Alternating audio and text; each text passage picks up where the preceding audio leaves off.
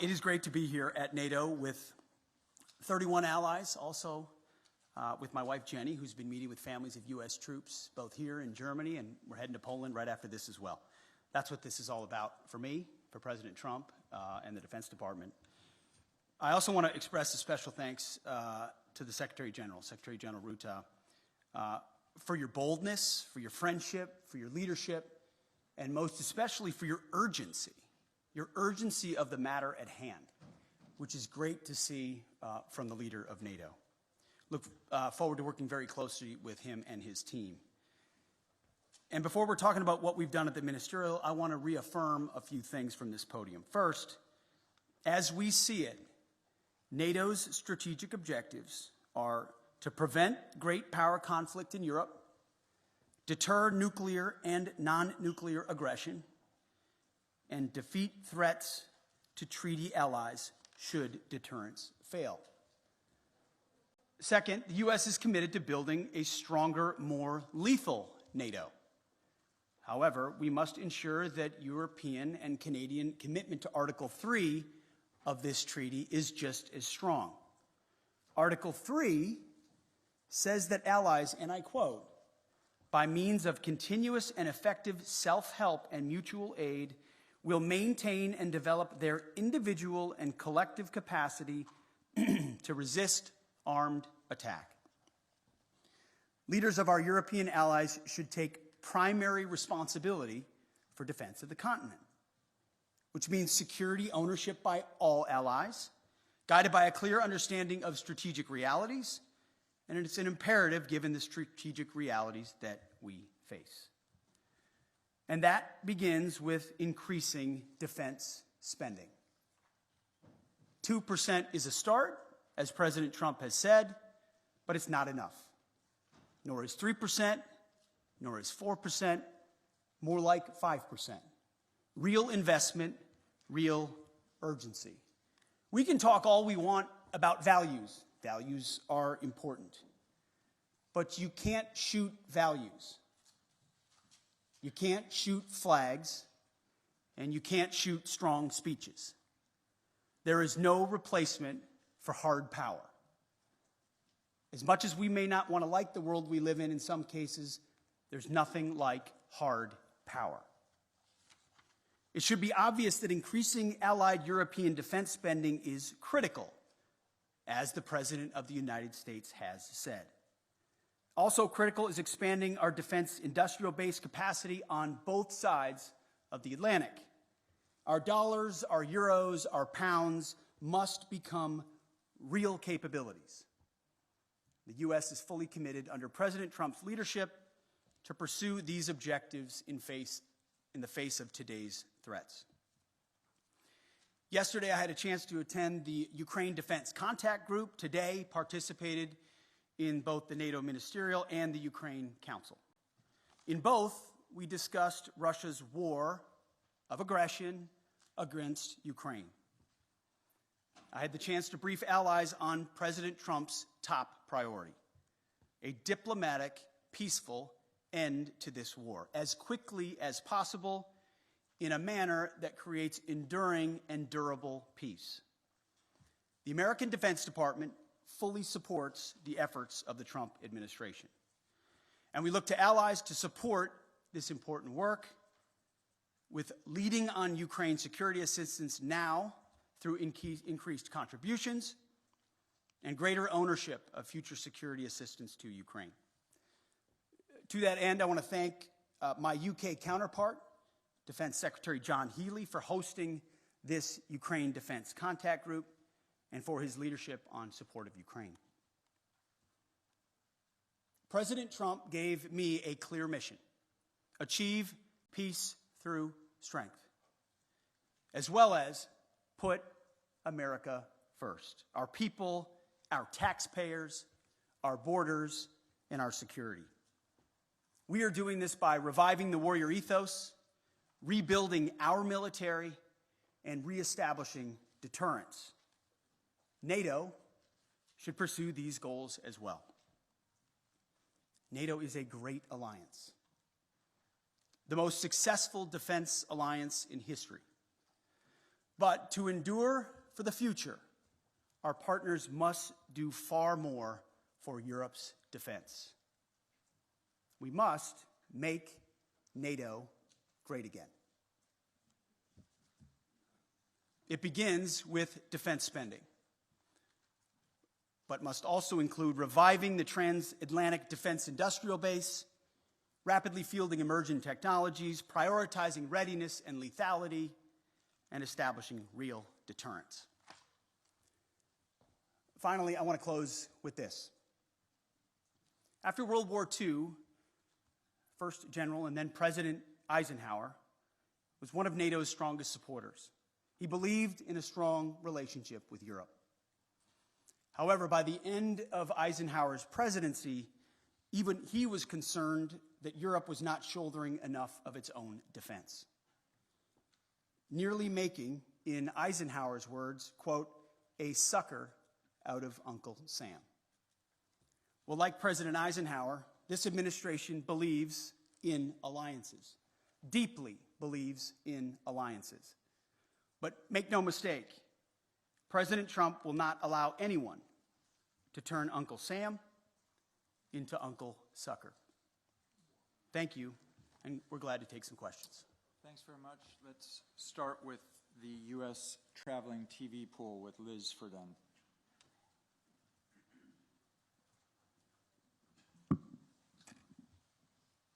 Thank you, Secretary Hegseth. You have focused on what Ukraine is giving up. What concessions will Putin be asked to make? I would start by saying the arguments that have been made that somehow coming to the table right now is making concessions to Vladimir Putin outright that we otherwise, or that the President of the United States shouldn't otherwise make. I just reject that at its face. There's a reason why negotiations are happening right now, just a few weeks after President Trump was sworn in as President of the United States. Vladimir Putin responds to strength. In 2014, he invaded Crimea, not during the presidency of Donald Trump. Over 4 years, there was no Russian aggression from 2016 to 2020. In 2022, Vladimir Putin took aggression on Ukraine. Once again, not while President Trump was President of the United States. So any suggestion that President Trump is doing anything other than negotiating from a position of strength is on its face ahistorical and false. So when you look at what he may have to give or take, what's in or what's out in those negotiations, we have the perfect deal maker at the table from a position of strength to deal with both Vladimir Putin and Zelensky. No one's going to get everything that they want, understanding who committed the aggression in the first place. But I challenge anyone else to think of a world leader at this moment who, with credibility and strength, could bring those two leaders to the table and forge a durable peace that ultimately serves the interests of Ukraine, stops the killing and the death, which Trump has been clear he wants to do, and hopefully ultimately is guaranteed by strength of Europeans who are there prepared to back it up.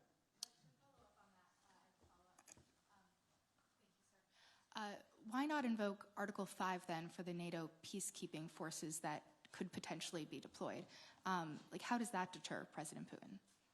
Well, I would say, I want to be clear about something as it pertains to NATO membership not being realistic outcome for negotiations. That's something that was stated as part of my remarks here, as part of a coordination with how we're executing these ongoing negotiations, which are led by President Trump. All of that said, these negotiations are led by President Trump. Everything is on the table in his conversations with Vladimir Putin and Zelensky. What he decides to allow or not allow is at the purview of the leader of the free world, of President Trump. So I'm not going to stand at this podium and declare what President Trump will do or won't do, what will be in or what will be out, what concessions will be made or what concessions are not made. I can look, as our team has, at what's realistic, likely on an outcome. I think realism is an important part of the conversation that hasn't existed enough inside conversations amongst friends. But simply pointing out realism, like the borders won't be rolled back to what everybody would like them to be in 2014, is not a concession to Vladimir Putin. It's a recognition of the hard power realities on the ground after a lot of investment and sacrifice, first by the Ukrainians and then by allies, and then a realization that a negotiated peace is going to be some sort of demarcation that neither side wants. But it's not my job as the Secretary of Defense to define the parameters of the President of the United States as he leads some of the most complex and consequential negotiations in the world. Sticking with the U.S. press, let us go with Axios' Zach Basu, right in the far right. Thank you, Mr. Secretary. Given the position you've now staked out, what leverage exactly is Ukraine being left with, especially if the U.S. also plans to wind down its military aid? And then quickly, if a NATO ally is attacked by Russia or any country, will the U.S. unequivocally uphold its obligations under Article 5, regardless of that country's Well, we've defense said spending? we're committed to the alliance, and that's part of the alliance, right? You point out Article 5, you point out Article 3. It's just a cheap, I'm not saying it's cheap coming from you, but it's just a cheap political point to say, oh, we've left all the negotiating cards off the table by recognizing some realities that exist on the ground. President Zelensky understands the realities on the ground, President Putin understands the realities on the ground, and President Trump, as a deal maker, as a negotiator, understands those dynamics as well. By no means is anything that I state here, even though we lead the most powerful military in the world, hemming in the commander-in-chief in his negotiations to ultimately decide where it goes or does not go. Well, he's got all the cards he would like. And the interesting part is, oftentimes, while the conventional status quo mindset or the legacy media wants to play checkers, the same checkers game we've been playing for decades, President Trump, time and time again, finds a way to play chess. As a deal maker, as a businessman who understands how to create realities and opportunities where they otherwise may not exist. Take, for example, the conversations that our Treasury Secretary had in Kiev recently with President Zelensky, which will continue in Munich with our Vice President and Secretary of State, around investments and resources inside Ukraine. I don't want to get ahead of any decision or announcement that could be made there. It could be any number of parameters. But President Trump, as a deal maker and a businessman, recognizes that an investment relationship with Ukraine, ultimately in the long term for the United States, is a lot more tangible than any promises or shared values we might have, even though we have them.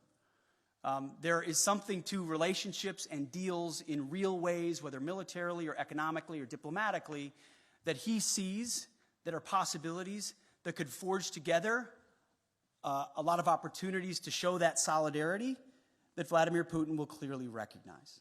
That's one of any number of other opportunities that this president will leverage in these high-stakes negotiations. So I just reject on its face the premise that somehow President Trump isn't dealing with a full set of cards when he's the one that can determine ultimately what cards he holds. Great. Now shifting to the international press, we'll take the French wire service Agence France Presse with Max Delaney.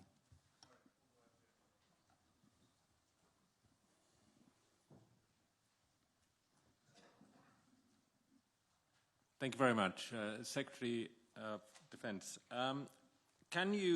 you've spoken about trying to force both Putin and Zelensky to the table. Can you give a guarantee that no deal will be forced on Ukraine that they do not want to accept, and also that you will include Europe in the negotiations about an issue that concerns European security? And can you tell us whether the US will continue to supply arms to Ukraine during any negotiations? Well, to the first part of your question, that's not ultimately my decision. The President will lead these negotiations alongside our Secretary of State, our National Security Advisor, and numerous other officials that will be involved. And ultimately, we've played our role in talking to our NATO allies about what that would look like. President Trump, I want to point out, I've got the truths right here that he posted, called both, in case we missed it, Vladimir Putin and President Zelensky. Called them both. Any negotiation that's had will be had with both. I also am very encouraged by what the Secretary General has said here. Clearly attuned to the realities of the moment, the need for peace, and that the NATO alliance and European members will play a role in that.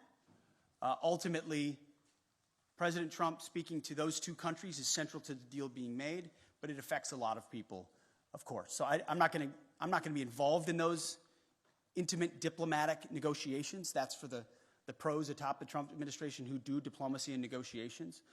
Ultimately, as security assistance, we have continued to provide what has been allocated. I think it would be fair to say that things like future funding, either less or more, could be on the table in negotiations as well. Whatever the president determines is the most robust carrot or stick on either side to induce a durable peace, understanding, obviously, the motivations that Vladimir Putin has had on Ukraine for quite some time. Thank you.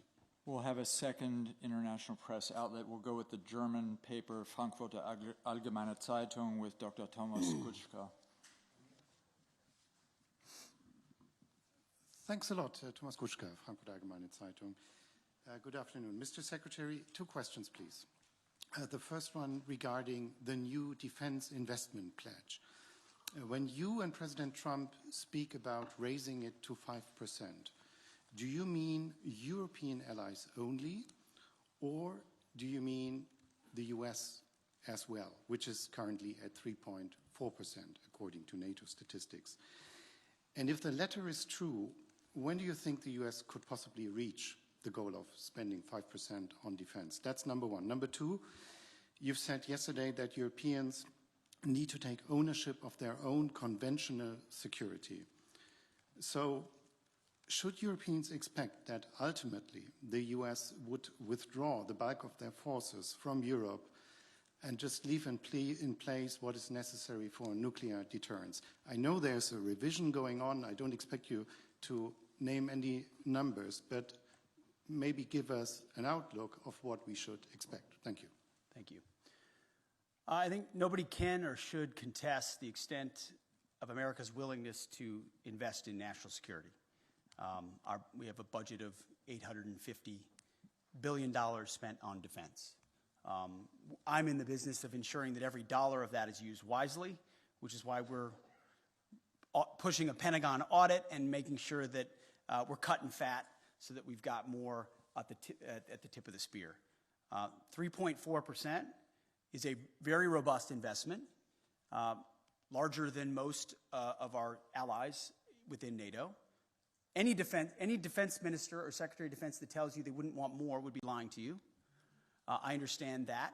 Ultimately, we have our own budgetary considerations to be had, but I don't think an unwillingness of NATO allies to invest in their own defense spending can be dismissed away by trying to point at the $900 billion that America has invested around the globe to include the NATO alliance and saying that's not enough. So ultimately, we are very much committed to the NATO alliance and to our allies, but without burden sharing, without creating the right set of incentives for European countries to invest, then we would be forced to attempt to be everywhere for everybody all the time, which in a world of fiscal restraints is, again, to get back to that word reality, just not reality. So yes, we will continue to spend robustly. Our expectation of our friends, and we say this in solidarity, is you have to spend more on your defense, for your country, on that continent, understanding that the American military and the American people stand beside you as we have in NATO, but can't have the expectation of being the permanent guarantor, as I alluded to, from what even Eisenhower observed post-World War II. That shift has to happen. The peace dividend has to end. There are autocrats with ambitions around the globe, from Russia to the communist Chinese. Either the West awakens to that reality and creates combat multipliers with their allies and partners, to include NATO, or we will abdicate that responsibility to somebody else with all the wrong values. You mentioned Europe. We have not said in any way that we're abandoning our allies in Europe. There have been no decisions based on troop levels. Again, that's a discussion to be had by the commander-in-chief in these high-stakes negotiations. And that would most likely come later on. But there is a recognition that the ambitions of the communist Chinese are a threat to free people everywhere, to include America's interests in the Pacific. And it makes a lot of sense, just in a common sense way, to use our comparative advantages. European countries spending here in defense of this continent, in defense of allies here, against an aggressor on this continent with ambitions.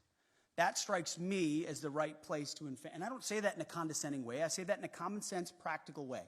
Investing in defense on the continent makes sense. We support that as well. It also makes sense comparatively and geographically for the United States, along with allies in the Pacific, like Japan and South Korea and the Philippines and Australia and others, to also invest in allies and partners and capabilities in the Pacific to project power there in service of deterrence. That deterrent effect in the Pacific is one that really can only be led by the United States. We wish we could lead everywhere at all times. We will stand in solidarity with allies and partners and encourage everyone to invest in order to have force multiplication of what we represent, but it requires realistic conversations.